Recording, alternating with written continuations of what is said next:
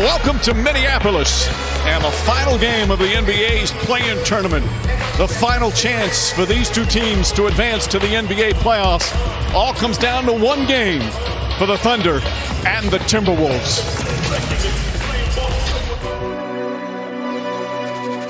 Just want to go home. That's what the play-in is all about. They're the type of games you grow up, you want to be involved in. This is what you dream about. I think we know who we are. We'll win tonight. We finally made it. Nobody's safe now. It's getting dangerous. Oh, what a shot from Gilgeous-Alexander. 83 games down. One more to go. It's now or never. Who can meet that moment? Been through it all. I beat all the odds. The same way I finished is how I begin. One thing I know that's for sure, I'm the GOAT. If I did it before, I could do it again. The playoffs await for only one. Thunder Timberwolves. I'm in the sky, let it never, I'm down in space. You gotta win to get in. Let's get it. I ain't come to play, welcome to the play-in. Time on the clock, I'ma go for the win. Oh, it's gone, he knocks it down! Proud of the way that we showed heart. This team is built to handle that. It's really do or die. This is NBA on ESPN. Well, here in Minnesota, they watched their Timberwolves lose to the Lakers Tuesday night on the road, but now they're back home. Meanwhile, the Thunder, an impressive road win in New Orleans on Wednesday night. Can they win again on the road? Only one team, one spot left to fill on the Western Conference brackets. The rest are all straight. 4 games tomorrow as the NBA playoffs officially begin tomorrow. And good evening, everyone. It's really quite simple for the Thunder and the T-Wolves.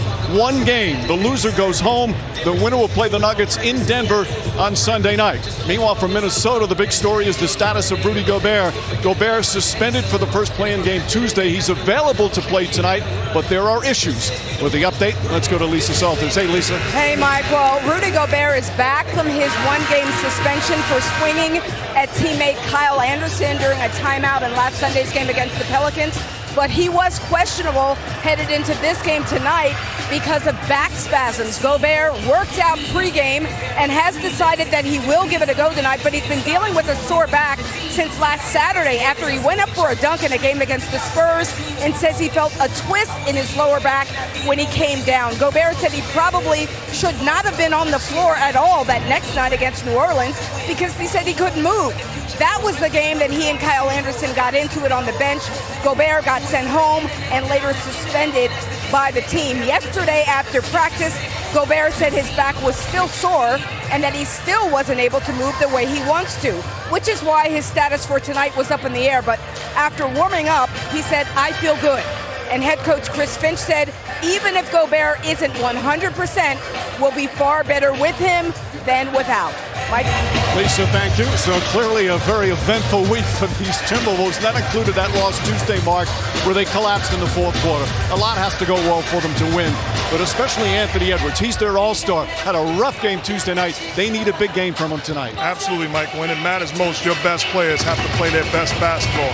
That points the finger directly at Anthony Edwards after having a stellar season, putting himself in position to make an all-NBA team.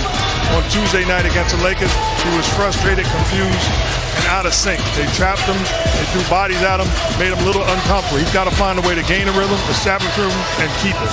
That's true, but they also need the two-headed center of Karl Anthony Towns and Rudy Gobert to be at their very best.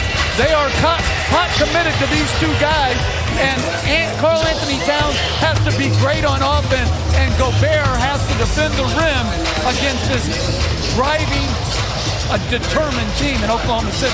And they were so impressive. Just the opposite in their first play-in game. They shined at crunch time, led by this 24-year-old star, Shai Gilgeous-Alexander.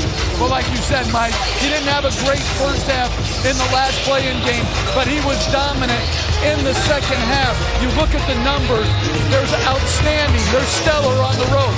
But to me, what they stood apart with was their poise down the stretch of the fourth quarter in that game. He and his teammates did themselves proud with the boys they played with. And he has the luxury of not having to feel like he's got to do it himself. He's got a sidekick in Giddey who is established as a basketball player and can do Alexander-type things on the floor. The ability to create his own offense, get downhill, and make plays for his teammates. He is a stellar basketball player with an incredible future ahead of him. So we're ready to go here in Minnesota, where Karl Anthony Towns had a strong game against the Lakers, but he was in foul trouble. They need him to stay on the floor.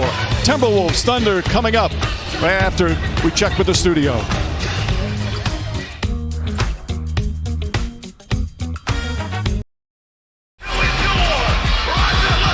It's time for the Oklahoma City Thunder facing off against the Minnesota Timberwolves as we welcome you to the AT&T NBA Play-In Tournament, the final one on a beautiful Friday night in downtown Minneapolis. Who gets to advance to the playoffs? Who goes home? As we're set to go with the starting lineups for both of these teams. First for the Thunder, they've got two 20-year-olds, a 22-year-old, and two 24-year-olds. They don't play like that. Of course, Gilgeous-Alexander leading the way for this Thunder squad, who were the 10th seed during the regular season. Meanwhile, from Minnesota, a big change. Nickeil Alexander-Walker, who they obtained midseason, gets his first start in Minnesota. Jaden McDaniels, their defensive stopper, out with a broken hand. So important minutes for Alexander-Walker, who just happens to be Gilgeous-Alexander's cousin. The two of them grew up together, and they might guard each other. But of course, for Minnesota, a lot of the eyes on Rudy Gobert, as Lisa Salters reported dealing with back spasms. Of course, had that one-game suspension Tuesday after throwing the punch at his teammate Kyle Anderson during their regular season finale. Those are his regular season numbers. They will need him tonight, Mark Jackson. Absolutely. His presence on the board, his presence protecting the paint is so crucial against smaller teams. He must dominate.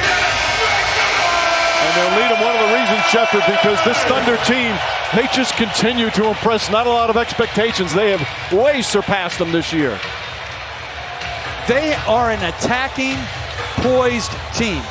That they're small when you look at their front court of Jalen Williams as their starting center. But their wing play, you look at the other four positions, they're strong, tough, competitive, and skilled. Well, Oklahoma City got a victory on the road on Wednesday. Need one more road win to make the playoffs and face Denver. Meanwhile, Minnesota hoping to bounce back after a tough collapse on Tuesday night